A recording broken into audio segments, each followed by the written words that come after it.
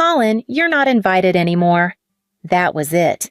5 words, no apology, no warning, just silence wrapped in a sentence that folded my entire chest inward. The message blinked on my screen, the notification still bold. I sat frozen in my tiny Portland studio, my legs tucked under me on the second-hand couch I'd bought from a moving sale. Outside, rain pressed against the window in sheets, sirens howling in the distance. Inside, I stared at the message like it was a foreign language. A single blinking cursor blinked back from my unfinished to-do list. I had been finalizing headcount confirmations, double-checking the cake delivery, reviewing the seating chart she'd asked me to color code. 8 months of my life, and $12,248.43 to be exact. I know because I tracked every penny. Not because I expected anything back. At least that's what I told myself. I just wanted to be useful, included, needed. Maris had hugged me at Christmas and said, "You're my sister. I want you by my side." For a second, I believed it. I hadn't been by anyone's side in years. Not since Mom married Reed and started calling us one big blended family like it was a charm spell to fix the quiet distance that always hung in their home. But when Maris got engaged, something shifted. She looped me in. I made spreadsheets, booked vendors, paid deposits when her budget mysteriously stopped stretching, flowers, photographer, rehearsal dinner, live musicians for the ceremony. Jess, my coworker, asked me once over burrito bowls, "Why are you bankrolling someone who didn't even come to your birthday last year?" I'd laughed. Because she's family. I should have known better.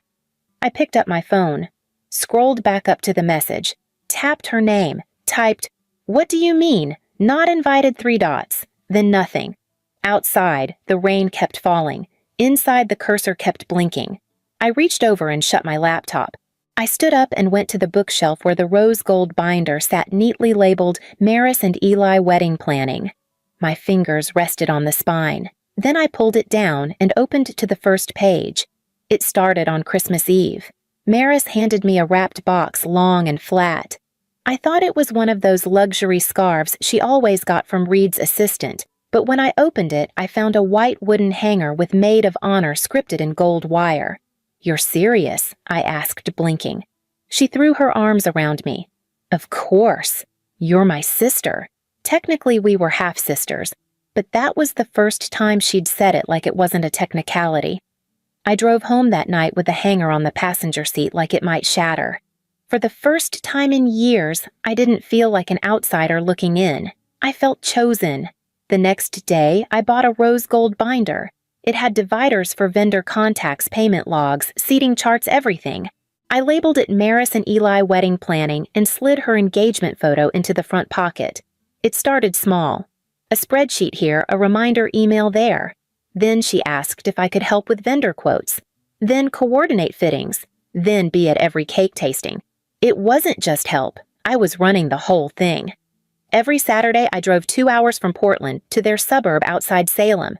I skipped weekend trips, canceled plans, took Zoom calls from my car so I wouldn't miss Maris's dress appointment. The bills piled up fast. When the florist's upgraded arrangement bumped the price by $1, $200, I covered it. Just for now, I told myself. When Eli's parents bailed on covering the rehearsal dinner, I put it on my credit card. "Wait, you're paying for this?" Jess asked one afternoon at work, eyes wide over her coffee lid. "Not all of it," I mumbled. "Just the things they couldn't afford." Jess raised an eyebrow. "You're buying love. That's expensive." But it wasn't about love. Not really. It was about being needed. About being inside the circle for once, not orbiting around it. I didn't care about the binder's cost. It sat on my bookshelf like a trophy I'd finally earned. And I kept flipping the pages past the budget tab and into the final week's checklist where the line next to confirm RSVP list was still highlighted in yellow. 2 weeks before the wedding, the silence started. Maris stopped answering texts right away. Our usual back-and-forth questions about headcount timelines, floral pickups started going unanswered for days. I'd send 3 messages and get one-word replies. When I called, she'd answer with that syrupy tone she used with distant relatives. "Hey, Em," she'd say, using a nickname I hadn't heard since we were teenagers. "Everything's fine. Just wedding stress, you know. but her voice didn't sound stressed. It sounded like someone trying to hang up before something spilled out. Then came the bachelorette weekend. I hadn't heard anything, so I assumed they canceled it, until Instagram told me otherwise. Maris, her sorority friends, matching hats, champagne flutes, pink balloons. Nashville, here we come, the caption read. I stared at the photo for a full minute before I noticed what was missing. Me. I messaged her trying not to sound bitter. Didn't realize the bachelorette was still on. Oh, it's just my college girls, she replied. Didn't want to overwhelm you with travel. I stared at the screen. She knew I would have gone. I'd driven twice the distance just to taste cakes she didn't end up picking. Still, I let it go. Told myself it was fine. Told myself maybe she needed space to balance old friendships. Then the voicemail came. Callan, hey, we need to talk about some changes. Can you call me? I called back immediately. No answer. I waited an hour, tried again. Still nothing. At 11:47 p.m., my phone buzzed. Colin, you're not invited anymore. I sat there blinking, hands shaking. I texted back. What do you mean, not invited? I'm your maid of honor. 3 dots appeared. Disappeared. Appeared again. Mom and Reed think it's better if you don't come. Too much family drama lately. Family drama? What family drama? I called. This time she picked up. Her voice was clipped, almost rehearsed. It's not my decision, she said. Then whose is it? Mom thinks your presence might make people uncomfortable. Uncomfortable how I asked. Because I'm single, because I live alone in the city. There was a long pause. It's just easier, she said finally, to keep the peace. I was quiet for a beat. Whose peace are you keeping? She didn't answer. The line went dead, and I sat in the dark phone still in my hand, heart thudding so loud it drowned out the rain. The next morning, I drove to Mom's house. I pulled into the driveway just after 6.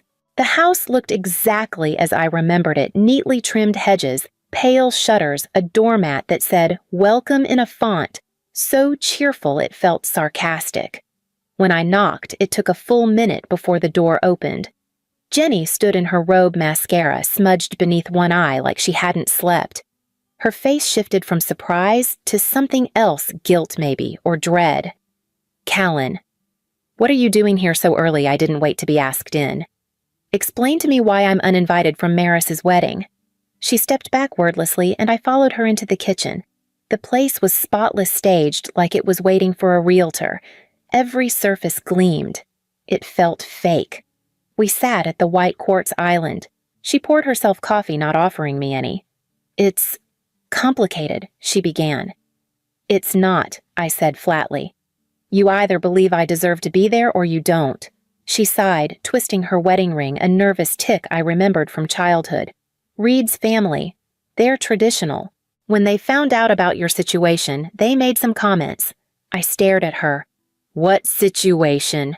You know, she said softly. Living alone? No partner. City lifestyle. It's not what they're used to. My mouth went dry. So you're ashamed of me being single and independent? No, she said quickly. Not ashamed, just nervous. There's already been tension with Eli's parents, and Maris was afraid that I held up a hand. Afraid I'd ruin the optics, embarrass her somehow. She looked down at her mug. It's just for the wedding, to keep things smooth. Afterward, you expect me to come back like nothing happened. No, she whispered. I just hoped you'd understand. I stood up. The room was so quiet I could hear the hum of the fridge. I do understand, I said, perfectly. Her eyes welled, but she didn't speak. Where is she? I asked. She's with Reed, at the office, finalizing caterer stuff. I didn't believe her. Maris never handled vendors. That had always been me. I left without another word and drove downtown Binder in the passenger seat like a witness. And sure enough, her car was already parked outside. I found them in the conference room, all gathered around a long table covered in printouts and color-coded markers. My seating chart. Maris looked up first, her expression caught between panic and guilt. Callan. What is this? I asked, walking straight to the table.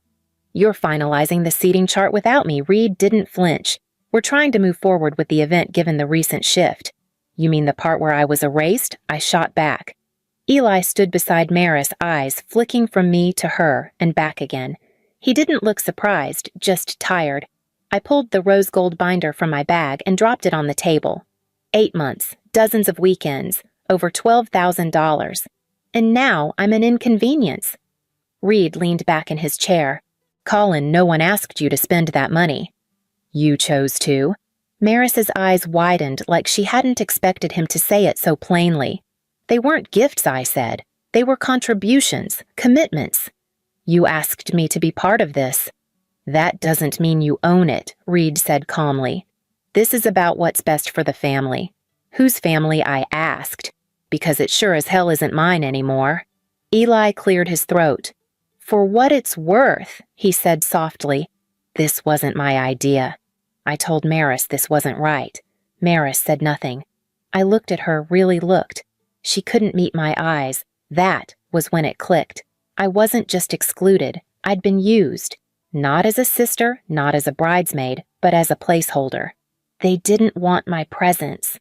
They wanted my silence, my skills, my wallet. And now that I'd served my purpose, they were replacing me with nothing but cold formality. I picked up the binder and walked out. I had one more stop to make. The venue smelled like eucalyptus and lemon polish when I walked in. Patricia, the manager, greeted me with a bright smile that dimmed the moment she saw my face. Callan, perfect timing. I was just about to call. I need to cancel everything under my name, I said. She blinked. I'm sorry, I set the rose gold binder on the counter, flipped it open to the first tab. Photographer contract signed by me, deposit paid with my card. Floral arrangements upgrade requested through me, invoice emailed to my address. Ceremony musicians, my booking, my deposit. The rehearsal dinner venue that was $3,000 straight from my savings. Patricia looked stunned. The wedding's in 6 days, she said softly. I know. We moved to her office. She pulled out a thick folder and we sat side by side, flipping through every contract, highlighting every booking with my name on it. Some deposits were non-refundable. Others could be canceled with penalties. I didn't argue. I just pointed, signed, moved on. By the time we were done, nearly half the wedding had vanished. The bride, Patricia, started. Can find replacements, I said.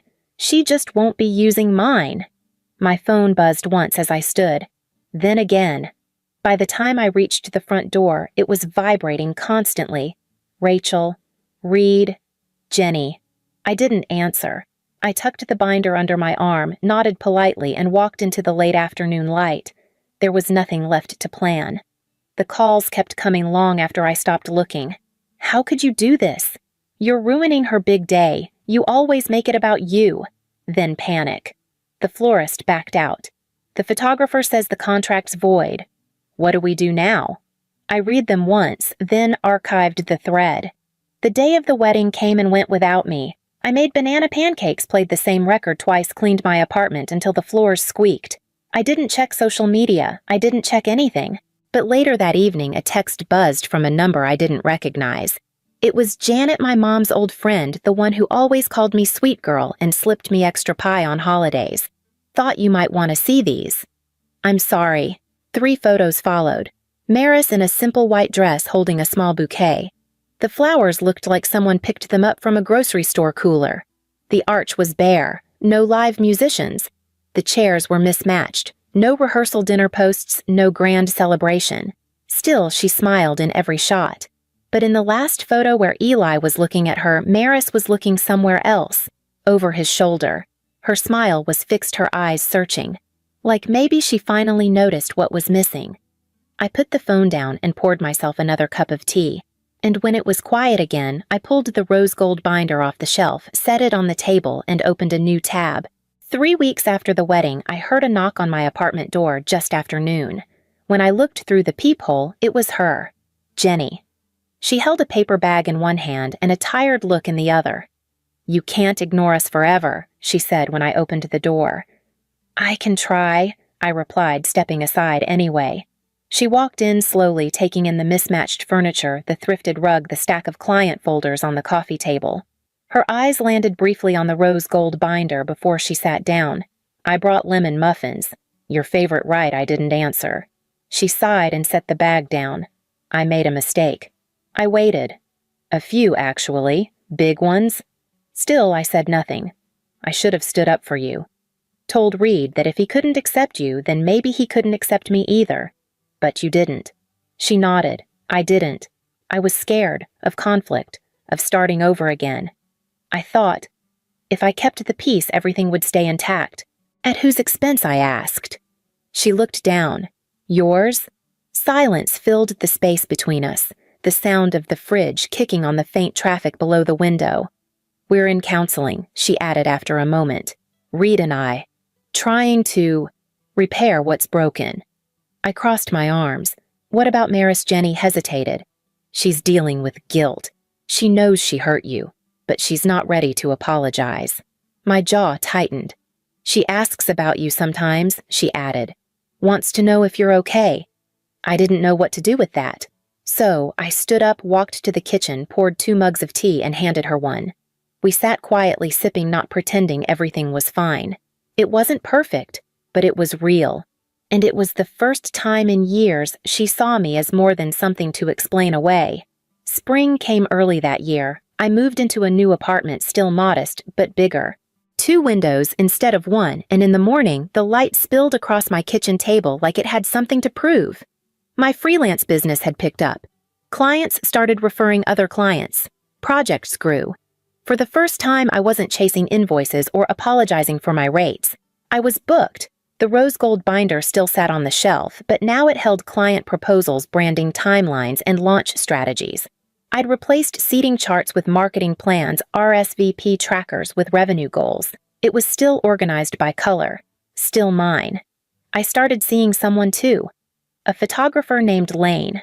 Quiet, sharp-eyed kind in the way that doesn't ask for attention. He never asked about my family, but when I told him, he listened like it mattered. When I mentioned the wedding, he didn't offer cliches, just squeezed my hand and said, their loss. Mom and I had coffee once a month. Neutral ground, a bookstore cafe halfway between us. No Reed, no Maris. Just us talking about work weather books we never actually read.